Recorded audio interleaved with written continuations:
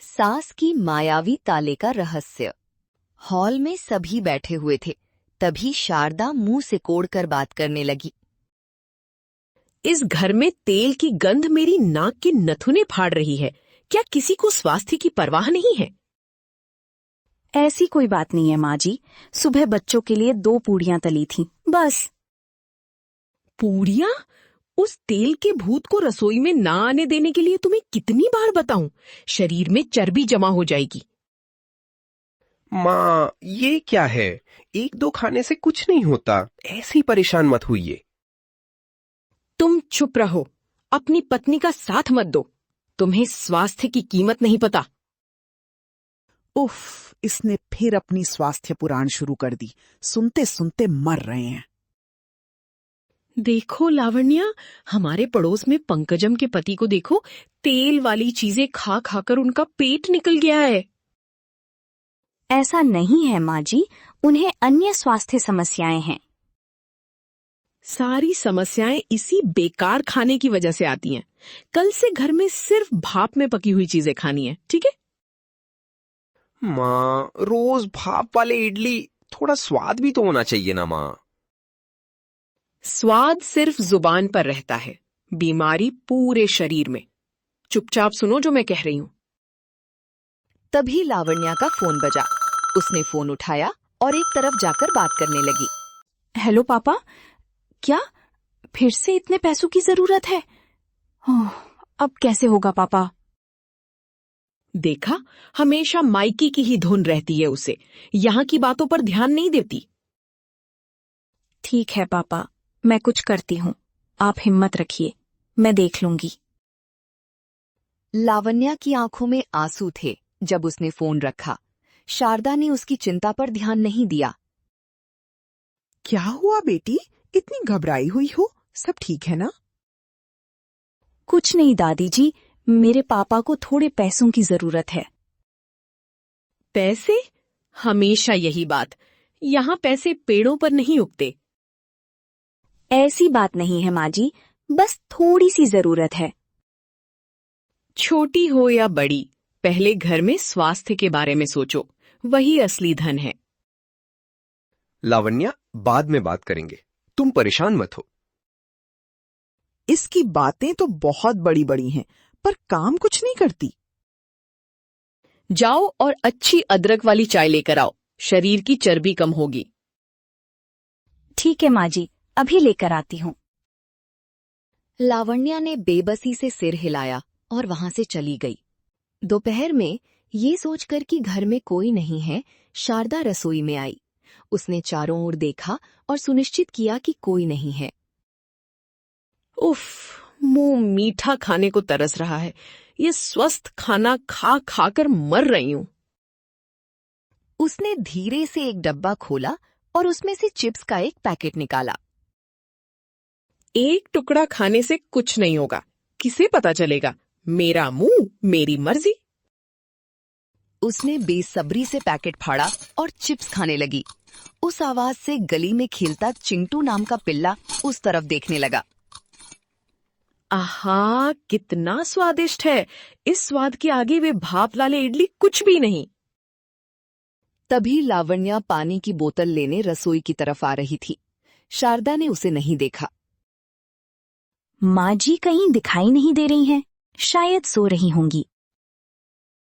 जैसे ही लावण्या ने रसोई में कदम रखा, शारदा चौंक गई और हाथ में पकड़े पैकेट को पीछे छिपा लिया। माँ जी, आप यहाँ क्या कर रही हैं? मुझे लगा आप सो रही हैं। हाँ, वही, रसोई साफ है या नहीं ये देखने आई थी। तुम क्यों आई हो? पानी पीने आई थी माँ जी। आपके हाथ के पीछे क्या है? कुछ नहीं, कोई पुराना कागज है, फेंकने जा रही हूँ। उसी समय चिंटू पिल्ला किचन के दरवाजे पर आकर पूंछ हिलाने लगा। ये क्या? शारदा जी बहू से कुछ चोरी छिपे बात कर रही हैं, हाथ में कुछ छिपा रही हैं। तुम जाओ, अपना काम देखो, मैं आती हूँ। ठीक है माँ जी। लावण्या के जाते ही शारदा ने राहत की सांस ली। लेकिन उसके हाथ से एक चिप नीचे गिर गया। चिंटू ने उसे देखते ही झट से मुंह में दबाया और भाग गया।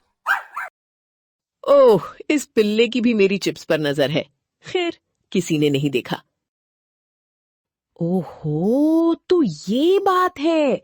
बहू के बनाए खाने से नाराज होकर सास उस पिल्ले को खाना खिला रही हैं। कितनी अच्छी हैं शारदा जी। इस पैकेट को कहाँ छिपाऊं?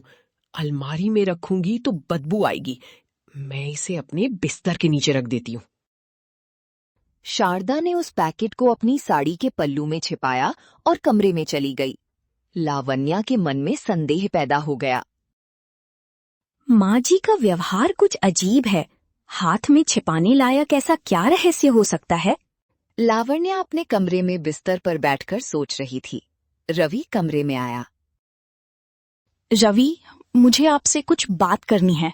बहुत जरूरी बात है। क्या है लावण्या? फिर से तुम्हारे पापा के बारे में? मैं अभी अभी ऑफिस का काम खत्म करके आया हूँ। हाँ रवि, उनकी हालत बिल्कुल ठीक नहीं है। हमें कुछ मदद करनी चाहिए। अभी हमारे पास इतने पैसे कहाँ हैं? माँ से पूछूंगा तो वो मानेंगी नहीं। इसीलिए तो मैं आपसे कह रही हूँ कि आप माँ से बात करें। आप कहेंगी तो वे सुनेंगी। तुम्हें क्या नहीं पता, माँ स्वास्थ्य के अलावा किसी और बात पर बात नहीं करती। पैसों के बारे में पूछूंगा तो मुझे भी खा जाएंगी। ऐसे कैसे रवि? वे मेरे माता पिता हैं।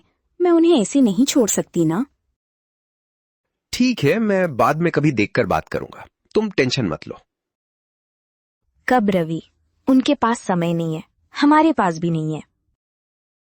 देखो लावण्या, मुझे घर में बेवजह झगड़े पैदा करना पसंद नहीं है। माँ को गुस्सा मत दिलाओ। तो क्या मेरी मुश्किल आपको झगड़ा लग रही है? आपकी माँ का गुस्सा जरूरी है, लेकिन मेरे माता पिता का आत्मसम्मान जरूरी नहीं है। मैंने ऐसा नहीं कहा। कृपया मुझे समझो। मुझे माँ से बात करने में डर लग रहा है। डर? अपनी खुद की माँ से बात करने में भी डर लगता है? तो मुझसे शादी क्यों की? लावण्या, बातें ज्यादा हो रही हैं। मैं बाद में बात करूंगा। रवि गुस्से में वहां से चला गया। लावण्या अकेली रोने लगी। पति होने के नाते कम से कम समर्थन भी नहीं दे पा रहे हैं। मुझे अपनी लड़ाई अकेले ही लड़नी होगी। शारदा हॉल में बैठी थी, तभी कमला आई। आइए कमला जी, बैठिए। मैंने आपके लिए स्वस्थ हर्बल टी बनवाई है। आप बहुत महान हैं शारदा जी। आजकल आपके जैसा स्वास्थ्य के बारे में सोचने वाला कहाँ है? देखिए कमला जी, पैसा कितना भी हो, स्वास्थ्य ना हो तो शून्य है। इसीलिए मैं खर्च के मामले में बहुत सख्त रहती हूँ। ये सच है। अनावश्यक खर्चों में कटौती करनी चाहिए।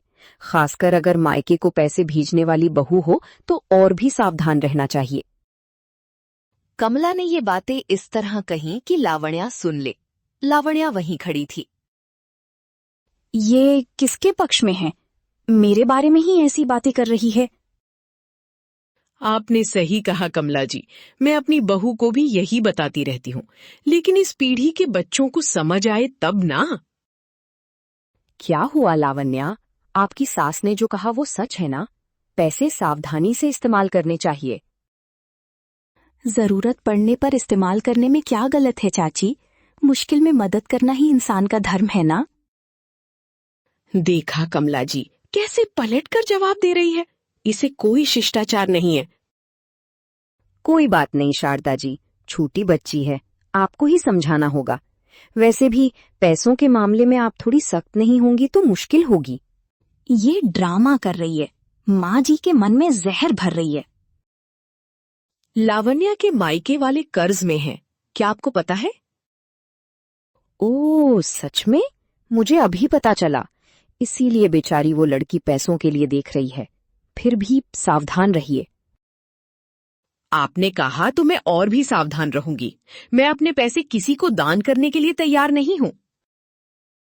लावण्या उन बातों से बहुत दुखी हुई। वो निराशा में वहां से अपने कमरे में चली गई। अगले दिन लावण्या ने शारदा को पकड़ने का फैसला किया। शारदा हॉल में इधर उधर देखते हुए सोफे के कुशन के नीचे कुछ छिपा रही थी। आज तो माँ जी का राज जरूर खोलना है, वहीं कुछ छिपा रही हैं। शारदा ने पैकेट कुशन के नीचे छिपाया और घूम गई। लावण्या धीरे से सोफे के पास गई। क्या कर रही हो वहां? सोफा ठीक कर रही हो? हाँ माँ जी, धूल पड़ी थी तो झाड़ने आई थी, इसके अलावा और कुछ नहीं। अच्छा है, घर को साफ रखना बहू के तौर पर तुम्हारी जिम्मेदारी है। शारदा के वहीं खड़े रहने से लावण्या को समझ नहीं आया कि क्या करे। तभी चिंटू पिल्ला हॉल में दौड़ते हुए आया। लावण्या, इस चिंटू को बाहर निकालो, पूरे घर में घूम रहा है। ठीक है जी, भेजती हूँ। चिंटू सीधे सोफे के पास गया और कुशन के नीचे से बदबू सूंघी। शारदा घबरा गई। ओह, ये कुत्ता मेरा राज खोल देगा। इसे किसी भी तरह बाहर निकालना होगा। उसे बाहर भगाओ, जानवरों को घर में मत आने दो। लावण्या चिंटू को बाहर भेजने जाती, उससे पहले ही उसने झट से कुशन के नीचे से चिप्स का पैकेट मुंह में दबाया और हॉल में इधर उधर दौड़ने लगा। मेरी इज्जत चली गई, अब क्या करूं? शारदा भी चिंटू के पीछे हॉल में दौड़ने लगी। रुक रुक जा, मेरा पैकेट मुझे दे दे। अरे राम, शारदा जी और उनकी बहू घर में दौड़ प्रतियोगिता कर रही हैं क्या? वो पिल्ला रेफरी है क्या? देखा, माँ उस पैकेट के लिए इतनी क्यों दौड़ रही हैं? कोई जरूरी कागज होगा, इसीलिए इतनी घबरा रही हैं। कागज नहीं रवि, वो जंक फूड का पैकेट है, मुझे साफ दिखाई दे रहा है। झूठ, माँ ऐसी चीजें नहीं खाती ना, तुम्हें कोई भ्रम हुआ है। भ्रम नहीं, सच। ये सच मैं सबके सामने साबित करूंगी। शारदा ने किसी तरह चिंटू को पकड़ा और उसके मुंह से पैकेट छीन लिया, लेकिन तब तक लावण्या की आंखों में सच्चाई आ चुकी थी। ये कोई पुराना कागज था, इसीलिए मैं ऐसे दौड़ी। तुम गलत मत समझना। मैं कुछ नहीं समझ रही हूँ माँ जी, लेकिन सच ज्यादा देर तक नहीं छिपता। रात में लावण्या अपने कमरे में बैठकर अपने माता पिता के बारे में रो रही थी। उसकी नजर पुरानी लकड़ी की अलमारी पर पड़ी। इस घर में मुझे समझने वाला कोई नहीं है, अपनी परेशानियां किसे बताऊं? उस अलमारी पर एक पुराना पीतल का ताला लगा था। उसे याद आया कि सुबम्मा ने बताया था कि वो उनकी सास की सास के जमाने का है। क्या हुआ बेटी, अभी तक सोई नहीं? कुछ सोच रही हो क्या? कुछ नहीं दादी जी, अपने परिवार के बारे में सोच रही हूँ तो नींद नहीं आ रही है। दुखी मत हो बेटी, हर समस्या का एक समाधान होता है। कभी कभी वो हमारी आंखों के सामने होता है, हम ध्यान नहीं देते। दादी जी, क्या इस अलमारी का ताला हमेशा बंद रहता है? हाँ बेटी, उसे मायावी ताला कहते हैं। मेरी सास कहती थी कि वो केवल ईमानदार लोगों के हाथों में ही खुलता है। सच में ऐसा भी होता है क्या? क्या पता बेटी, विश्वास है, कुछ विश्वास ही हमें आगे बढ़ाते हैं। सुब्बम्मा वहां से चली गई। लावण्या आशा से अलमारी के पास गई। अगर इसमें कोई पुराने दस्तावेज, संपत्ति के कागजात हों तो पापा की मदद कर सकती हूँ। उसने ताले को पकड़कर घुमाने की कोशिश की, लेकिन वो जरा भी नहीं हिला। छी, ये भी नहीं खुल रहा। मेरी किस्मत में शायद यही है, सारे रास्ते बंद हो गए हैं। कुछ ताले हाथ से नहीं, मन से खुलते हैं। उसका समय आना चाहिए। माँ जी, जैसे कपटी लोग इस घर में हों तो ईमानदारी की क्या कीमत होगी? इसीलिए ये ताला भी नहीं खुल रहा। वो निराशा में बिस्तर पर बैठ गई। शाम को शारदा घर के सामने बैठकर पड़ोसियों से बात कर रही थी। पंकजम भी वहीं थी। देखा पंकजम जी, मैं रोज सुबह प्राणायाम करती हूँ, इसीलिए इस उम्र में भी इतनी स्वस्थ हूँ। हाँ शारदा जी, आपको देखकर हमें ईर्ष्या होती है। आपकी बहू भी आपकी तरह भाग्यशाली है। उसे क्या पता मेरी कीमत। मैं जो स्वास्थ्य सूत्र बताती हूँ, अगर वो माने तब ना। लावण्या तुलसी के पौधे में पानी डालते हुए उनकी बातें सुन रही थी। आहा, कितना शानदार बता रही हैं। अंदर क्या करती हैं किसी को नहीं पता ना? मैंने अपने घर में तेल का इस्तेमाल लगभग बंद कर दिया है। सब भाप ने पका हुआ खाना है। अरे बाप रे, सच में? हम तो बिना तेल के एक निवाला भी नहीं खा सकते। बस कर अपनी नौटंकी। सुनने वाले भोले भाले हों तो बोलने वाले कुछ भी बोल सकते हैं। माँ, तुम चुप रहो। तुम्हें क्या पता स्वास्थ्य के बारे में? मुझे क्या पता है? मुझे पता है। तुम्हारी कपटता के बारे में भी मुझे पता है। शारदा जी, इन दिनों आप अपनी बहू के साथ दौड़ प्रतियोगिता कर रही हैं। सच है क्या? दौड़ प्रतियोगिता? मैं? तुम्हें ये बेकार की बात किसने बताई? कल मैंने खिड़की से देखा था। आप, आपकी बहू और वो पिल्ला मिलकर आपके घर में इधर उधर दौड़ रहे थे ना। बहुत मजा आया। अरे पंकजम, वो खेल नहीं था, एक चूहा आ गया था, उसे भगा रहे थे। ओहो, चूहा? मुझे कुत्ता लगा था। इन दिनों मेरी नजर भी कमजोर हो गई है। झूठ बोलने में माँ जी को कोई नहीं हरा सकता। चूहे की कहानी गढ़ ली। हाँ, उस गड़बड़ी में ऐसा लगा होगा। जाओ और चाय लेकर आओ लावण्या। बिना चीनी की हर्बल टी लेकर आऊं माँ जी? मुझे पता है क्या लाना है, तुम जाओ। लावण्या अपनी हंसी रोकते हुए अंदर चली गई। शारदा अपना झूठ पकड़े जाने से असहज महसूस कर रही थीं। लावण्या पूरी तरह से निराशा में डूब गई थी। आंसुओं के साथ वो पुरानी अलमारी के सामने घुटनों के बल बैठ गई। अब मुझसे नहीं होगा। मैं अपने माता पिता को नहीं बचा सकती। इस घर में मेरी बात कोई नहीं मानेगा। मैं हार गई हूँ। वो खुद से ही दुख में बात कर रही थी। मैं ईमानदारी से जीना चाहती थी। मैंने सबका सम्मान किया। लेकिन क्या मेरी ईमानदारी की कोई कीमत नहीं है? मेरा गुस्सा, मेरी बेबसी, मेरा दर्द, सब सच है। मैं कमजोर नहीं हूं। जिस पल उसने अपनी बेबसी, गुस्से और लड़ने के संकल्प को ईमानदारी से स्वीकार किया, अलमारी के ताले से एक छोटी सी क्लिक की आवाज आई। वाह, क्या आवाज थी!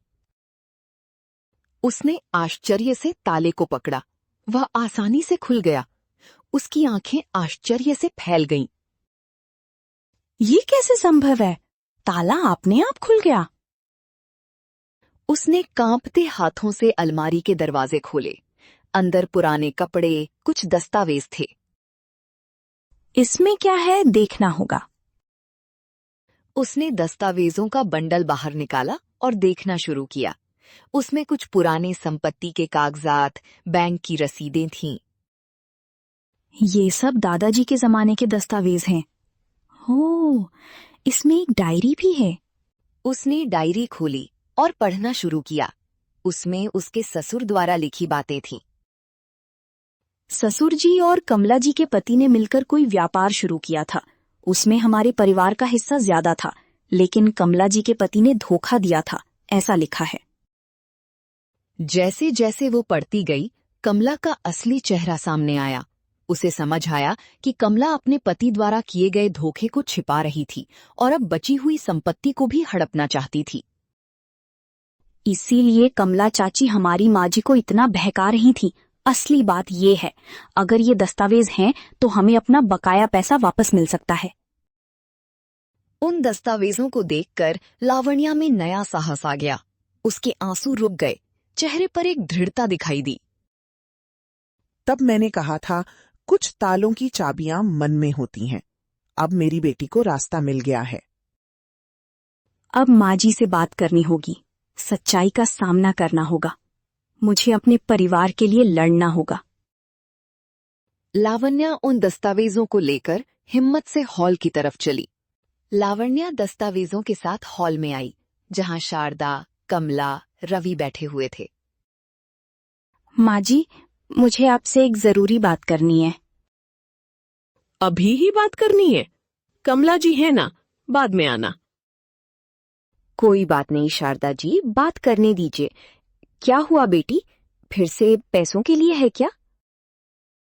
नहीं चाची, पैसों से ज्यादा जरूरी सच्चाई के बारे में बात करनी है। सच्चाई? तुम क्या कह रही हो? मैंने आज सुबह केवल गाजर का जूस और भाप वाले इडली ही खाए हैं, वही सच है। हाँ माँ, आप बहुत स्वस्थ हैं। लावण्या, माँ को परेशान मत करो। रवि, कृपया आप 1 मिनट चुप रहिए।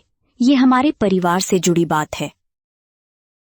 देखा, शारदा जी अपने पति को कैसे काबू में कर रही है। ऐसे लोगों पर भरोसा नहीं करना चाहिए। क्या मतलब है तुम्हारा? क्या तुम्हें कमला जी मुझसे ज्यादा प्यारी हैं? माँ जी, मेरी बात सुनिए। ये कमला चाची हमें धोखा दे रही है। चुप रहो। कमला जी मेरी शुभचिंतक हैं, तुम्हारी तरह मायके को लूटने वाली नहीं है। देखा बेटी, मुझ पर कितना आरोप लगा रही हो। मैं तुम्हारा भला करना चाहती हूँ और तुम मुझे ही दोषी बना रही हो। अपना नाटक बंद करो चाची। आपके पति ने मेरे ससुर जी को कैसे धोखा दिया, इन दस्तावेजों में लिखा है। लावण्या ने दस्तावेज आगे बढ़ाए। कमला का चेहरा पीला पड़ गया। वे पुराने कागजात हैं, उनकी कोई कीमत नहीं है। तुम मेरी दोस्त का अपमान कर रही हो। लावण्या, उन दस्तावेजों को एक तरफ रखो, माँ को गुस्सा मत दिलाओ। इस घर में सच कहने पर भी कोई विश्वास नहीं करता। मेरे हाथों में सबूत होने पर भी मैं अकेली हूँ। पहले जाकर कमला जी से माफी मांगो, वरना मुझसे बुरा कोई नहीं होगा।